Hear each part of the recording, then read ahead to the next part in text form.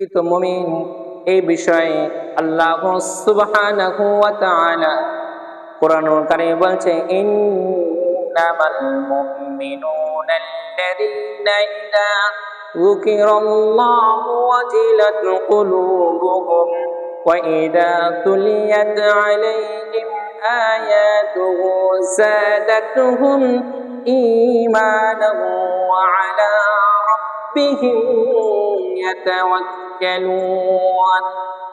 আল্লাহ তাবারাকা ওয়া তাআলা কি সুন্দরভাবে বলে দিচ্ছেন কারা মুমিন, কারা কাফির, কারা মুশরিক, কারা মুনাফিক। এই বিষয়ে আল্লাহ পাক কোরআনুল কারীম দিয়ে আমাদের সকলকে বুঝিয়ে দিচ্ছেন। আল্লাহ পাক বলছেন, যখন আমার কোরআনের কথা অর্থাৎ জাহান্নামের কথা, কবরের কথা যখন লোকজনের সামনে, আমার বান্দার সামনে যখন আলোচনা করা হবে, তারা যদি প্রকৃত মুমিন হয়, আল্লাহ ওয়ালা হয়, মুমিন ব্যক্তি হয়, তখন তাদের অন্তর কেঁপে উঠবে। ভয়ে ভীতিতে তাদের অন্তর সর্বদাই কাদান্ত অবস্থায় অনুভব করবে। আর কি করবে? আর যখন আয়াতুহু যাদাতুহুম, আর তাদের সামনে যখন আমার কোরআনুল কারীম তিলাওয়াত করা হবে, তখন তাদের ঈমান যে অবস্থায় ঈমান ছিল এর চেয়ে আল্লাহ পাক বলছেন তাদের ঈমান বৃদ্ধি পেয়ে যাবে। আর তারা কি করবে? তারা আমার যেহেতু তারা বান্দা, তারা আমার প্রতি ভরসা করবে, বলবে আমার রব ছাড়া, একজন মালিক ছাড়া আমি কাউকে কখনো পরোয়া করি না। বাপজানা আমার, ভাইজানা আমার, আল্লাহ রব্বুল আলামিন এই পৃথিবীতে সৃষ্টি করেছেন আমাদের সুবিধার জন্য। তিনি কত রকম ভাবে তিনি আসমানটাকে, জমিনটাকে চিন্তা করেন, আসমানের দিকে তাকিয়ে দেখেন, আসমানের দিকে তাকিয়ে একটু খেয়াল করেন জ্ঞানী ব্যক্তিরা। আল্লাহ পাক বলছেন হাল ইয়াস্তাউইল্লাযীনা ইয়া'লামুনা ওয়াল্লাযীনা ইয়া'লামুন। আল্লাহ রব্বুল আলামিন বলছেন যারা জানে আর যারা জানে না তখন কখনো তারা সমান হতে পারে না। এই কারণে আল্লাহ পাক বললেন যে জ্ঞানী ব্যক্তিরা, তোমরা আসমান ও জমিনের দিকে একটু খেয়াল করো, একটু তাকিয়ে দেখো। এই আসমানটা দেখেন পিলার বিহীন অবস্থায়। আল্লাহ পাক আমাদের সুবিধার জন্য যদি বেশি বেশি পিলার থাকতো তাহলে আমাদের চলাফেরা করা অসুবিধা হতো না। বানেন অনেক সময় আমরা যখন বাড়ি করার সময়, বিল্ডিং তৈরি করার সময় আমরা চারিদিকে পিলার দিই। এই পিলার দেওয়ার কারণে অনেক সময় আমাদের রুমগুলো ছোট হয়ে যায় না, হয় না? বানেন অনেক সময় মসজিদগুলো দেখবেন যদি বেশি পিলার হয়, দেখবেন যে কাতারগুলো অনেক সময় কাতার একটু ছোট বড় হয়ে যায়। কিন্তু আল্লাহ পাক আমার আপনার সুবিধার জন্য আল্লাহ পাক বলছেন আল্লাযী খালাকা সাবআ সামাওয়াতিন তিবাকা। আল্লাহ রব্বুল আলামিন এত সুন্দর করে কোরআনুল কারীমে তিনি জানিয়ে দেন, বান্দারা আমি 7টা আসমান, আমি এক প্রথম দ্বিতীয় তৃতীয় তলায় বাম করে আমি 7টা আসমানকে আমি বানিয়েছি। এই 7টা আসমানের পর আমি জমিনটাকে সুন্দরভাবে তোমাদের সুবিধার জন্য বিছানা সুব্রত করে বানিয়ে দিয়েছেন আমাদের মালিক, আমাদের রব। তিনি অবশ্যই তিনি আমাকে ভালোবাসেন। আল্লাহ রব্বুল আলামিন সব জানেন। আল্লাহ রব্বুল আলামিনের সর্বদাই আমরা শুকরিয়া আদায় করব, তার কথা মতো আমরা চলব। আমাদের প্রধান সবকিছুর মেন হলো আমাদেরকে আদব শিখতে হবে। আল্লাহর সাথে বান্দার আদব, অর্থাৎ আমরা আল্লাহর কাছে কিভাবে চাইবো। আল্লাহ পাক আমাদের জীবনে যা কিছু করেন সবকিছু আমাদের কল্যাণের জন্যই করেন। চিন্তা করেন, কিছুদিন একটা বই পড়ছিলাম, পড়তে দেখলাম আল্লাহ রব্বুল আলামিন ধীরে ধীরে এই পৃথিবীকে আমাদের বিছানা সব রূপ করে আমাদের জন্য সুবিধা করে বানিয়ে দিয়েছেন। বইটা দেখতে পেলাম, পড়তে পেলাম তিনি আমাদের যে সপ্তাহ 7টা দিন আল্লাহ পাক 7 দিনের মধ্যে, এই 7টা দিনের মধ্যে শ্রেষ্ঠতম দিন করেছেন শুক্রবারকে, জুমার দিনকে। এই জুমার দিন কাকে সৃষ্টি করা হলো, শনিবারের দিন কি সৃষ্টি করা হলো, এই বিষয়ে আপনারা অনেকে জানেন না। একটু খেয়াল করে জেনে নেন, আপনাদের জানা জেনে অনেক কাজে লাগবে। আল্লাহ রব্বুল আলামিন এই পৃথিবী থেকে জমিনটাকে সৃষ্টি করেছেন তিনি আমাদের ভালোর জন্য, আমাদের সুবিধার জন্য। তিনি সৃষ্টি করার পর শনিবারের দিন এই জমিনটাকে তিনি সৃষ্টি করলেন, জমিনটাকে বিছানা স্বরূপ বানিয়ে দিলেন। রবিবারের দিন আল্লাহ পাক পাহাড়টাকে, অর্থাৎ যেগুলো আমরা পাহাড়গুলো দেখতে পাই, উহুদ পাহাড়, তুর পাহাড়, এই যে পাহাড়গুলো দেখতে পাচ্ছি আল্লাহ রাব্বুল আলামিন রবিবারের দিন তুর পাহাড়, এই পাহাড়গুলো অর্থাৎ এই পাহাড়গুলো সৃষ্টি করলেন। সোমবারের দিন যত রকম আমি আপনি গাছপালা দেখতে পাচ্ছি, সোমবারের দিন আল্লাহ সুবহানাহু ওয়া তাআলা তিনি এই গাছপালাগুলো সৃষ্টি করলেন। মঙ্গলবারের দিন যত রকম অশোভনীয় আমার আপনার অকল্যাণকর জানোয়ার, অর্থাৎ তিনি খারাপ জিনিস সৃষ্টি করলেন। বুধবারের দিন আল্লাহ রাব্বুল আলামিন এই দুনিয়াতে আলো দিলেন, নূর দিলেন, অন্ধকার ছিল, এই বুধবারের দিন তিনি আলোকিত করে দিলেন এই জমিনটাকে। বৃহস্পতিবার দিন জীবজন্তুর, যত প্রকার জীবজন্তুর আমি আপনি দেখতে পাচ্ছি আল্লাহ রাব্বুল আলামিন এই বৃহস্পতিবার দিন তিনি আমাদের জন্য, আমাদের যত রকম জীবজন্তু আমরা দেখতে পাই তিনি আমাদের সুবিধার জন্য তিনি কি করলেন, সৃষ্টি করলেন। আর আমাদের কিবার সৃষ্টি করলেন আল্লাহ রাব্বুল আলামিন বলছেন, ইয়া আইয়ুহাল্লাযীনা আমানু ইযা নুদিয়া লিস-সালাতি মিন ইয়াউমিল জুমআতি ফাসআউ ইলা যিকরিল্লাহ। এই জুমার দিন আল্লাহ রাব্বুল আলামিন হযরত আদম আলাইহিস সালাতু ওয়াস সালামকে এই জুমার দিন, অর্থাৎ শুক্রবারের দিন, জুমার থেকে আসরের মধ্যবর্তী এই সময়ের মধ্যে হযরত আদম আলাইহিস সালাতু ওয়াস সালামকে আল্লাহু তাবারাকা ওয়া তাআলা তিনি আমাদেরকে আদম আলাইহিস সালাতু ওয়াস সালামকে সৃষ্টি করেছেন। ভাইরা আমার, বাপজানেরা আমার, সবকিছু আমাকে আপনাকে ইতিহাস জানিয়ে দিচ্ছেন। এই ইতিহাসগুলো কোরআন কারিমে প্রতিটা কথা আমি আপনাকে যেগুলো শোনাচ্ছি কোরআন এবং হাদিস থেকে শোনাচ্ছি, এগুলো আমাকে আপনাকে কোরআন পড়লে আমি আপনি জানতে পারবো। আল্লাহকে জানো, আদম মেনো, আদম মানতে হবে আমাকে আপনাকে। আল্লাহর কাছে কিভাবে চাবো, কিভাবে চাইলে তুমি খুশি হবেন?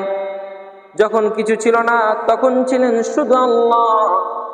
একবার চিন্তা করেন, এই জমিনটা, এই আসমানটা, এই পৃথিবীটা, এই নক্ষত্র, যত কিছু আপনি দেখছেন এক সময় কোনো কিছু ছিল না, ছিল শুধু আল্লাহ। তিনি সব সময় ছিলেন, আছেন, থাকবেন। আল্লাহ রাব্বুল আলামিন বলছেন, আল্লাহু লা ইলাহা ইল্লা আল হাইয়ুল কাইয়্যুম। আল্লাহ সুবহানাহু ওয়া তাআলা সূরা বাকারায় আয়াতুল কুরসি, যেটা আল্লাহ রাসূল জনাবে মুহাম্মদুর রাসূলুল্লাহ সাল্লাল্লাহু আলাইহি ওয়াসাল্লাম তিনি আমাদেরকে জানিয়ে দিয়েছেন যে পৃথিবী, তোমরা দেখো পৃথিবীতে যত ধন দৌলত আছে সব দিয়ে তোমরা মুক্ত হয়ে যাও, কিন্তু কোরআনের মধ্যে এমন একটা আয়াত আছে যেটা তোমরা যদি যত বিপদ বালা মুসিবত যদি পড়ুক না কেন আল্লাহ রাব্বুল আলামিনের তরফ থেকে যদি তোমরা এই আয়াতটা তেলাওয়াত করো, আল্লাহ রাব্বুল আলামিন তোমাদেরকে বিপদ মুক্ত করে দিবে। এই জন্যই আল্লাহ রাসূল বলেছে শ্রেষ্ঠত কোরআনের মধ্যে শ্রেষ্ঠ আয়াত হলো আয়াতুল কুরসি। আর আয়াতুল কুরসির মধ্যে আল্লাহ পাক আমাকে আপনাকে জানিয়ে দিচ্ছেন যে এই পৃথিবীতে কোনো কিছু ছিল না, এমন অবস্থা ছিল যে মানুষ বসবাসে অযোগ্য। আমি এই পৃথিবীটাকে মানুষের সুবিধার জন্য আমি বিছানা শুভ্র করে আমি বানিয়ে দিলাম। আর আমরা আজকে পৃথিবীতে বসবাস করছি, খাইছি, দিয়েছি, ঘুরছি ফিরছি, কিন্তু আল্লাহর গোলামি করছি না। কিছু ছিল না, ছিলেন শুধু আল্লাহ। তিনি আছেন, থাকবেন। আল্লাহই সবকিছু সৃষ্টি করেছেন। এই পৃথিবীটা আল্লাহ রাব্বুল আলামিন সৃষ্টি করেছেন, তাকে কেউ সৃষ্টি করেনি। আল্লাহ এই বিশ্বজগৎ পরিচালনা করেন। দেখেন, চিন্তা করেন, আমি আপনি মনে করি আল্লাহ রাব্বুল আলামিন শুধু এই দুনিয়াটাই পরিচালনা করেন না। আমরা সূরা ফাতিহায় বলি আলহামদুলিল্লাহি রাব্বিল আলামিন।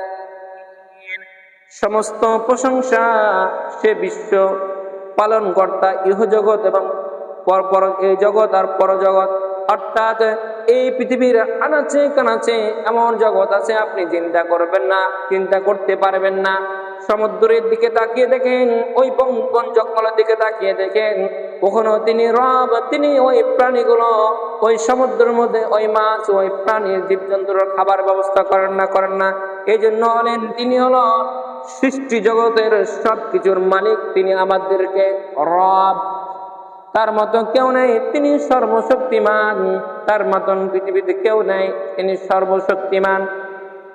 আল্লাহ আমাদের সবকিছু দিয়েছেন, তিনি আমাদের মালিক, তিনি আমাদেরকে আল্লাহ রব্বুল আলামিন সবকিছু দিয়েছেন। আপনি জগতের দিকে বাদ দিলাম, আপনি বন জঙ্গলের দিকে বাদ দিলাম, সমুদ্রের দিকে বাদ দিলাম, আপনি আপনার নিজের বডির দিকে তাকান। চোখ দিয়েছেন কে? আল্লাহ। কান দিয়েছেন কে? আল্লাহ। ব্রেনটা দিয়েছেন কে? আল্লাহ।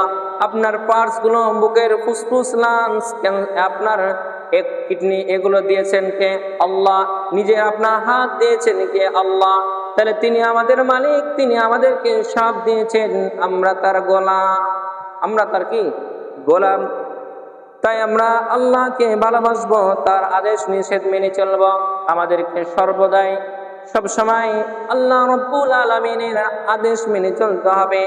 যদি আমি আপনি তার কথা মতো চলতে পারি, তাহলে আমার আপনার কল্যাণ আছে, আমার আপনার অবশ্যই আল্লাহ পাক যে সুন্দরময় জান্নাত আমার আপনার জন্যই প্রস্তুত করে রেখেছে।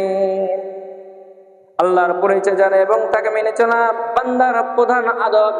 আমাদের প্রধান আদব হলো আল্লাহর আদেশ নিষেধ মেনে চলে তার কাছে কিভাবে আমরা চাইবো, কিভাবে ভদ্রতা ভাবে বিনয় ভাবে তার কাছে আমরা চাইবো। আমাদেরকে এই বিষয়ে খেয়াল রাখতে হবে।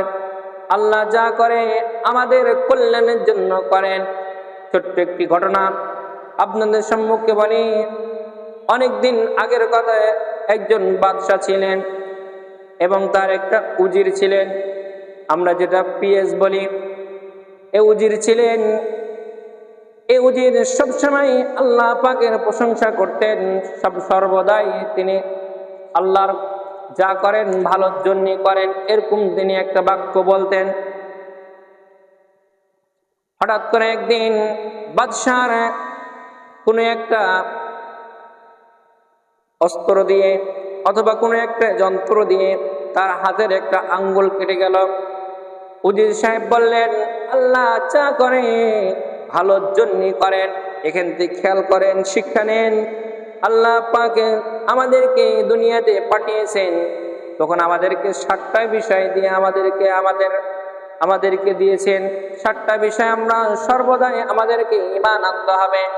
আমরা সকলে বলি আমানতু বিল্লাহি ওয়া মালাইকাতিহি ওয়া কুতুবিহি ওয়া রুসুলিহি ওয়াল ইয়াউমিল আখিরি ওয়াল কদরি খাইরিহি ওয়া শাররিহি মিনাল্লাহি তাআলা ওয়াল বা'স বা'দাল মাউত। এর মধ্যে আমানতু বিল্লাহ, আল্লাহ তোমার প্রতি কি এনেছি? ঈমান এনেছি। সর্বপ্রথম আমাকে আপনাকে আল্লাহকে অদৃষ্টভাবে দেখে, আমরা আল্লাহকে দেখি না, কিন্তু আমরা আল্লাহর প্রতি ঈমান এনেছি। একজন মালিক আছেন, একজন রব আছেন, যিনি এই পৃথিবীটা সুন্দরভাবে পরিচালনা করেন, এত সুন্দর করে পরিচালনা করেন। রব তাকে বলে। অল্প ভাষায় সংক্ষিপ্ত কথায় আমি আপনাদেরকে বোঝার চেষ্টা করছি, একটু খেয়াল করেন। রব তিনি, যিনি যখন যার যতটুকু প্রয়োজন, যিনি না চাইতে দেন, তিনি আমাদের রব। দেখেন, যখন যার যতটুকু প্রয়োজন, যে না চাইতে দিয়ে দেন, তিনি আমাদেরকে রব। এ রব দেখেন, আমি আপনি যখন দুনিয়াতে আসবো, এই দুনিয়াতে আসার আগে মায়ের গর্ভে ছিলাম না। এই মায়ের গর্ভে থাকা অবস্থায় আল্লাহ পাক আমার আপনারা খাবারের ব্যবস্থা করেছিলেন না করেননি? বলেন, করেছিলেন। মায়ের হায়েজকে, মায়ের মাসিককে বন্ধ করে দিয়ে আল্লাহ রব্বুল আলামিন আমাকে আপনাকে যেভাবে হোক, যে ক্যাটাগরিতে হোক, তিনি আমাকে আপনাকে খাবারের ব্যবস্থা করেছিলেন। চিন্তা করেন, ওই সময় আমার আপনার মুখ দিয়ে খাবারের ব্যবস্থা করেনি, কারণ মায়েদের মায়েদের হাইজটা হলো অপবিত্র, তিনি আমাকে আপনাকে মায়ের নারী দিয়ে তিনি আমাকে আপনাকে তিল তিল করে বড় করেছিলেন না করেননি বলেন?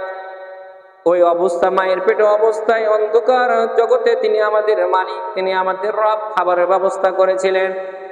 আপনি কি বলেছিলেন আল্লাহ এখন 10 মাস 10 দিন হয়ে গেল দুনিয়াতে যাব, তুমি খাবারের ব্যবস্থা করো?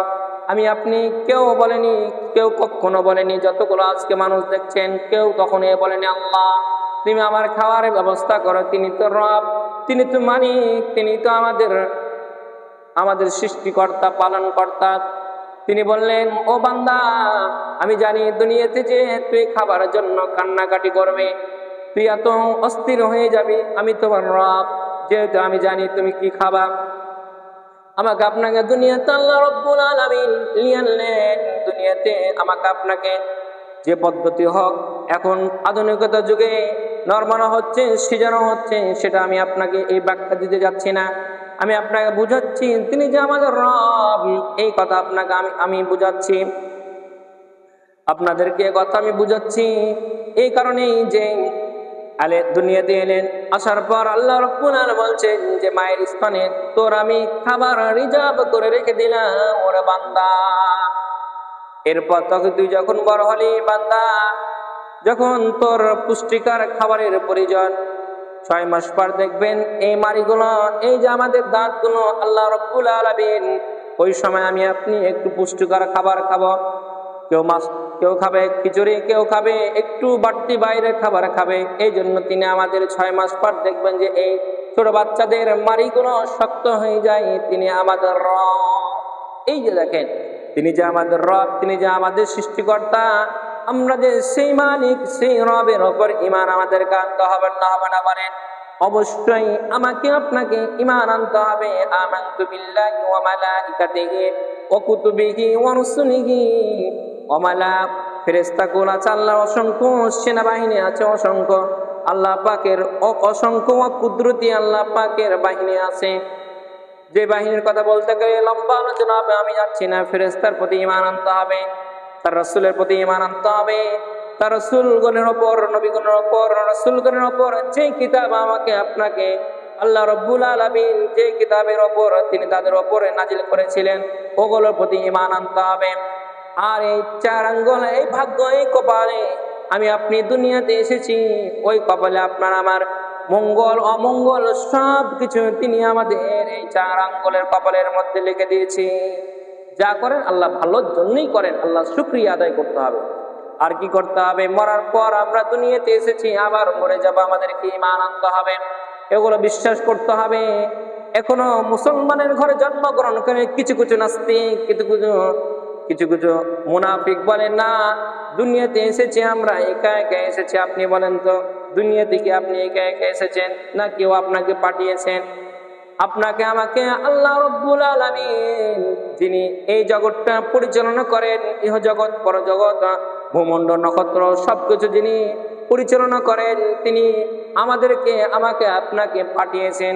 কথাটা সত্য না মিথ্যা? সত্য, অবশ্যই 100 অবশ্যই সত্য। এখানে চিন্তা করে একটু খেয়াল করবেন, একটু বিষয় বুঝার বিষয় আছে। আমার একটু ছোট্ট একটা ঘটনা মনে পড়লাম। হযরত তালহা রাদিয়াল্লাহু তাআলা আল্লাহ রাসূল জনাবে মুহাম্মদুর রাসূলুল্লাহ সাল্লাল্লাহু আলাইহি ওয়াসাল্লামকে তিনি খুব ভালোবাসতেন, রাসূলের সাথে থাকতে তিনি খুব পছন্দ করতেন।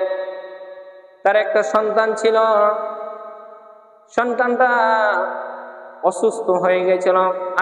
আমাকে আপনাকে যে একজন পাঠিয়েছেন, এই ঘটনাটা আপনাকে এখান থেকে বুঝিয়ে নিতে হবে, যেখান থেকে আপনাকে বুঝতে হবে। তালহা রাদিয়াল্লাহু তাআলা একটি সন্তান ছিল। হঠাৎ করে তিনি সকালবেলায় বাড়ি থেকে বের হলেন, সন্তানটা অসুস্থ, নবীজির কাছে তালহা গেলেন। তালহা যে সকালে গেছেন, সন্ধ্যায় ফিরে গেছেন, তিনি বাসায় ফিরছে না। হঠাৎ করে সন্তানটা মৃত্যুবরণ করল। তার স্ত্রী উম্মু সাইমুন রাদিয়াল্লাহু তাআলা আনহা তিনি তার স্বামীকে জানায়নি, কারণ যে তার স্বামী রাসূলের কাছে বসে আছেন, তিনি ওখানে বসে থাকতে খুব ভালোবাসেন, খুব পছন্দ করেন। যদি এই ঘটনাটা দিয়ে তাহলে রসুলের মহব্বতটা ওখান থেকে চলে আসবে ছেলের দিকে। দেখেন, এই জন্যই আল্লাহ রসুল জনাবি মুহাম্মদ রাসূলুল্লাহ সাল্লাল্লাহু আলাইহি ওয়াসাল্লাম তিনি বললেন, লা ইউমিনু আহাদুকুম হাত্তা আকুনা আহাব্বা ইলাইহি মিন ওয়ালিদিহি ওয়ালাদিহি ওয়ান নাসি আজমাইন। আল্লাহ রাব্বুল আলামিন রাসূলকে কিভাবে ভালোবাসতে হবে তাই তিনি আল্লাহ পাক আমাদেরকে জানিয়ে দিলেন, লা ইউমিনু আহাদুকুম হাত্তা আকুনা আহাব্বা ইলাইহি, তোমরা কখনো মুমিন হতে পারবে না যতক্ষণ না, রাসূল বলছেন তোমরা কখনো মুমিন হতে পারবে না, কখনো তোমরা জান্নাতে প্রবেশ করতে পারবে না, তোমরা কখনো আমাকে যতক্ষণ না পর্যন্ত তোমাদের সন্তান সন্তানাদি, তোমাদের পিতামাতা, তোমাদের ধন দৌলত, তোমাদের যত কিছু বাড়ি গাড়ি আছে সব কিছুর চেয়ে আল্লাহ রাসূল জনাবি মুহাম্মদুর রাসূলুল্লাহ সাল্লাল্লাহু আলাইহি ওয়াসাল্লামকে আমাদেরকে বেশি ভালোবাসতে হবে। আল্লাহ রাসূল জনাবি মুহাম্মদুর রাসূলুল্লাহ সাল্লাল্লাহু আলাইহি ওয়াসাল্লাম বলেন, মান হাব্বা সুন্নতি ফাকাদ হাব্বানি ওয়া মান হাব্বানি কানা মাই ফিল জান্নাহ। এই দেখেন, এক একটা পর আপনাকে আমি হাদিস বলে দিচ্ছি, এগুলো সে আমার জ্ঞান দিয়ে বলছে। আল্লাহ পাক আমাকে কখন কোনটা সেট করতে হবে তিনি আমাকে এই ব্রেনে ক্যাচ করে দিচ্ছেন। তিনি আমার কে, আমার আপনার কে, এটা রব। রাসূল বললেন, মান হাব্বা সুন্নতি, যে ব্যক্তি আমার সুন্নতকে ভালোবাসে, ফাকাদ হাব্বানি, এবং আঁকড়ে দিলে, ওয়া মান হাব্বানি, এবং আমাকে ভালোবাসে, কানা মাই ফিল জান্নাহ, সে আর আমি এভাবে জান্নাতে দুইজন মিলে বসবাস করব। যা হোক, তালহা রাদিয়াল্লাহু তাআলা রাসূলকে খুব ভালোবাসতেন। তার স্ত্রী, তালহার স্ত্রী মারা গেছেন, খবরটা দেননি। তালহা রাদিয়াল্লাহু তাআলা এশার নামাজ পড়ে বাসায় ঢুকলেন। স্ত্রী সুন্দরভাবে খাবার দাবার গুলো ব্যবস্থা করলেন। এরপর তারা দুইজন ঘুমাতে গেলেন। ঘুমার পর শেষ রাত্রিবেলায় অর্থাৎ তালহা যখন বাড়িতে ঢুকেন তখন স্ত্রীকে বলেছিলেন, ও আমার প্রিয় স্ত্রী, আমার সন্তান কেমন আছে? বলছে, আগের চেয়ে কষ্ট হচ্ছে, এখন আরাম আছে, ভালোতে আছে। তখন শেষ রাত্রে বলল, ও আমার প্রাণের স্বামী, তোমার সন্তানটা মারা গেছে। স্বামী বলছে, তুমি আমাকে কেন ঘটনাটা বলেনি? স্ত্রী বলছে, দেখেন উম্মে সাইনুম, স্ত্রী কত সুন্দর ভাষায় বিনয়ের সাথে বলছেন যে আপনি রসুলের সাথে ছিলেন,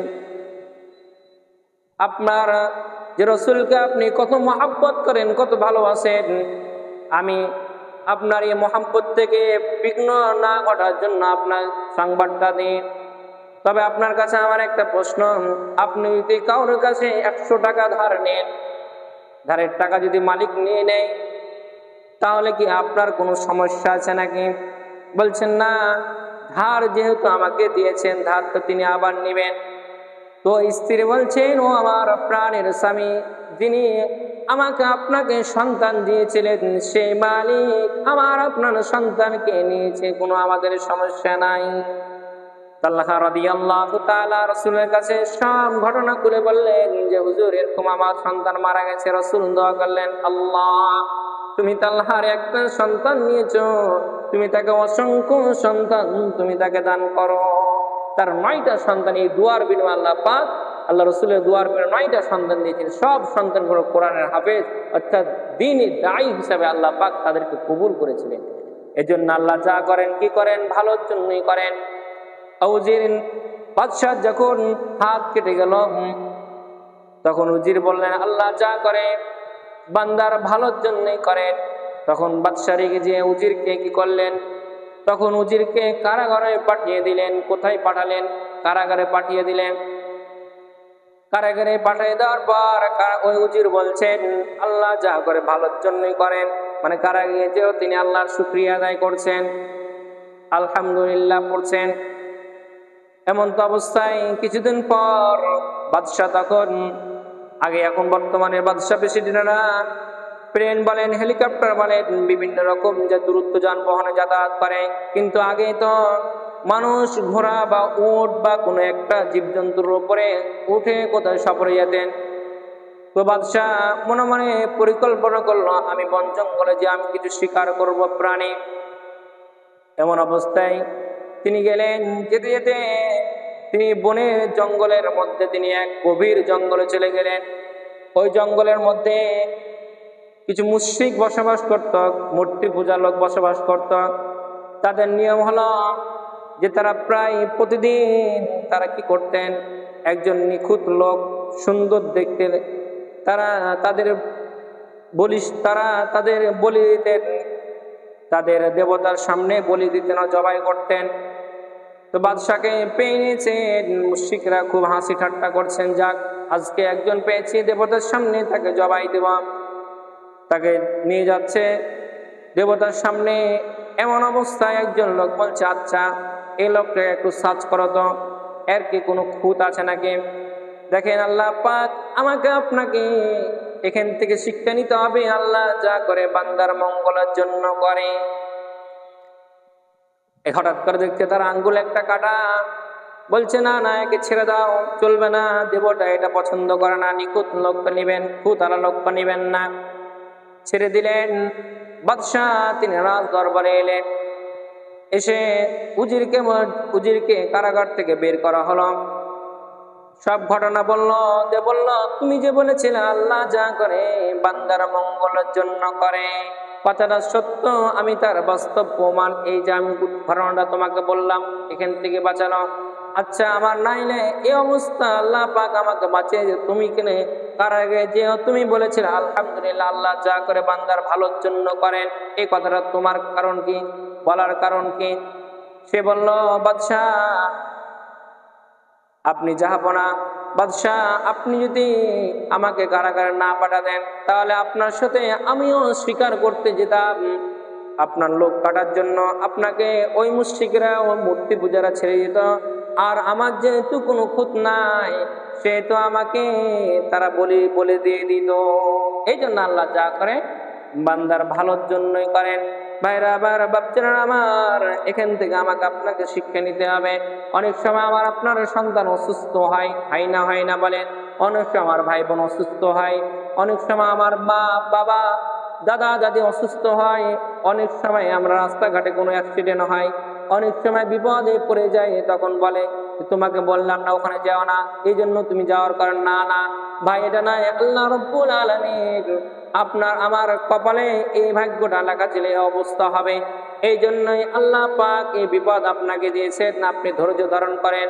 আল্লাহ রাব্বুল আলামিন বলছেন ওয়াতাওয়াসাউ বিল হাক্কি ওয়াতাওয়াসাউ বিস সাবর, সর্বদাই আমাকে আপনাকে ধৈর্য অবলম্বন করতে হবে। আল্লাহর প্রশংসা সবসময় আমরা করব। সর্বদাই যদি আমি আপনি আল্লাহর প্রশংসা করতে পারি তাহলে আমার আপনার সম্মান বাড়িয়ে দিবেন তিনি আমাদের রব আল্লাহ। ঘটনা একটা বলি আপনাদেরকে, এখান থেকে শিক্ষা নেন। এক মুসাফির মরুভূমি পথ যাচ্ছিলেন। হঠাৎ করে দেখলেন একটা তাঁবুতে, ছোট্ট একটা ঘরে একজন বৃদ্ধ সর্বদা বলছেন আল্লাহ আমাকে ভালো রেখেছেন, আলহামদুলিল্লাহ আলহামদুলিল্লাহ। মুসাফির ব্যক্তিটা বলছেন যে এই ব্যক্তিটা কে যেন কোনো দিক থেকে একটা আওয়াজ আসছে, কি বলছে সেই। মুসাফির ব্যক্তিটা তাঁবুতে ঢুকলেন, ও বৃদ্ধর ঘরে ঢুকলেন, সালাম দিয়ে ঢুকলেন। এখানে সালামের কথা বলা হচ্ছে, তাও সালাম দিয়ে ঢুকলেন। ঢুকার পর চিন্তা করেন আমার ভাইরা আমার বাপজানা আমার, সালাম দিয়ে ঢুকার পর বলছে আচ্ছা তোমার তো পা তো দেখছি নাই, তোমার হাত তো নাই দেখছি, এরপরও তুমি আল্লাহ পাকে শুকরিয়া আদায় করছেন, আল্লাহ আমাকে ভালো রেখেছেন, এই বাক্যটা বলছেন কারণ কি? তখন ও বৃদ্ধ লোকটা বলছেন, ভাই মুসাফির ভাই, আমাকে আল্লাহ চোখ দিয়েছে দেখতে আমি পাই, কান দিয়েছে আমি শুনতে পাই, আমি যে ভালো জিনিস খারাপ জিনিস অনুভব করতে পারি আল্লাহ পাক আমাকে দিয়েছেন। আমার মতো অসংখ্য বান্দাকে আল্লাহ পাক চোখ দেয়নি। আবার কি দেয়নি? ব্রেন, বিবেক দেয়নি, ভালো মন্দ বুঝারও জিনিস দেয়নি। কারণ অসংখ্য মানুষ দেখবেন আমার মতন আপনার মতো অসংখ্য মানুষকে আল্লাহ পাক ব্রেনের পানি খাওয়াচ্ছে শুধুমাত্র ভালো আর খারাপ না বুঝার কারণে। আবার যে ডাস্টবিনে খাবার খাচ্ছে কিছু কিছু মানুষ, তাদের সবই আছে, কিন্তু এই ব্রেনটা এখানে আপনার যে ব্রেনে ভালো মন্দ বুঝতে পারছে না। এই জন্য ওই ব্যক্তি বলছে, বৃদ্ধ বলছে, আল্লাহ পাক আমাকে চোখ দিয়েছে, আমাকে মুখ দিয়েছে কথা বলার, আমি এই জন্য আল্লাহ পাকের শুকরিয়া আদায় করছি। মুসাফির বলছে, আচ্ছা আমি আপনার জন্য কি করতে পারি, আপনি আমাকে দয়া করে বলেন। বৃদ্ধ বলছে, বৃদ্ধ বাবাজান বলছেন, ও মুসাফির লোক, তুমি যখন উপকার করতে চাইলা তখন আমার একটু উপকার করো। কি উপকার? এই যে উপকারটা করো, আমার একটা সন্তান আছে, ওই সন্তানটা আমার জন্য দূর দূরান্ত থেকে খাবার নিয়ে আসেন, এরপর আমি খাই। তো আমার সন্তানটা 2-1 দিন ধরে আসছে না, একটু খোঁজ দাও। মুসাফির বলল, আচ্ছা আপনার এতটুকু উপকার করতে আমার কোনো সমস্যা নাই। তিনি চলে গেলেন ছেলের খোঁজে। দেখছেন হঠাৎ করে ছেলের একজন লাশ ক্ষত বিক্ষত হয়ে পড়ে আসেন, অর্থাৎ কোন এক জীবজন্তুর, হিংস্র জন্তুর খেয়ে ফেলেছে।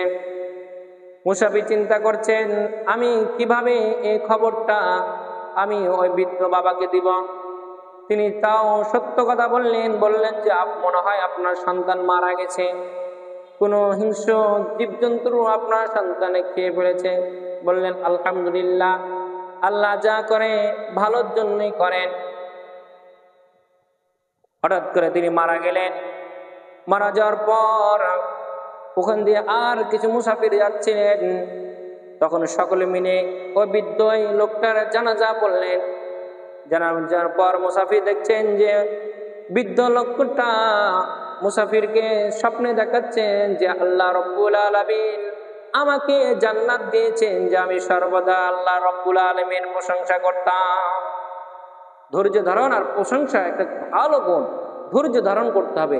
বিপদ বা বালা সর্বদাই রব্বুল আলামিনের কাছ থেকে আসে, আর এই অবস্থা আমাকে আপনাকে ধৈর্য ধারণ করতে হবে।